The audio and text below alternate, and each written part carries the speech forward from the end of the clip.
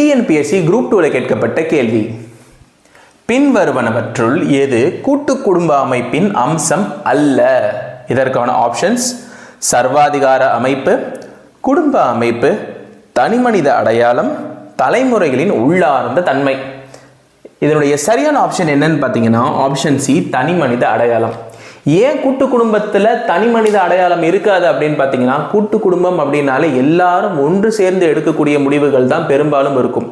உதாரணத்துக்கு இந்த சர்வாதிகார அமைப்பு இதில் ஏன் கொடுக்கப்பட்டிருக்குன்னா, கூட்டு குடும்பத்தில் பெரும்பாலும் பெற்றோர்களுடைய பெற்றோர்கள் அவங்களுக்கு தான் டிசிஷன் எடுக்கக்கூடிய அத்தாரிட்டி பெரும்பாலும் இருக்கும்.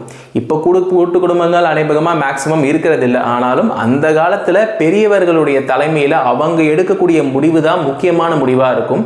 அதனால் அந்த சர்வாதிகார அமைப்பு கண்டிப்பாக கூட்டு குடும்பங்களில் இருக்கக்கூடிய ஒன்று. அடுத்து குடும்ப அமைப்பு. கூட்டு குடும்பம் அப்படின்னும் போதே எல்லாமே ஒன்றா சேர்ந்து தானே இருப்போம்.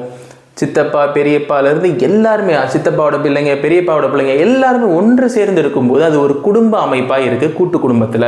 அதே மாதிரி தலைமுறைகளின் உள்ளார்ந்த தன்மை, அதாவது பல தலைமுறைகள் கூட்டு குடும்பத்தில் ஒன்றா இருக்கக்கூடிய வாய்ப்பு இருக்குது. தாத்தா, கொள்ளு தாத்தா, எள்ளு தாத்தான்னு எத்தனை தலைமுறைகள் இருந்தாலும் அந்த கூட்டு குடும்பத்தில் வளரக்கூடிய குழந்தைகளும் பிள்ளைகளும் பல தலைமுறைகளுடைய அவங்களுடைய அறிவும் திரண்ட அறிவும் கொண்டவங்களாக இருப்பாங்க.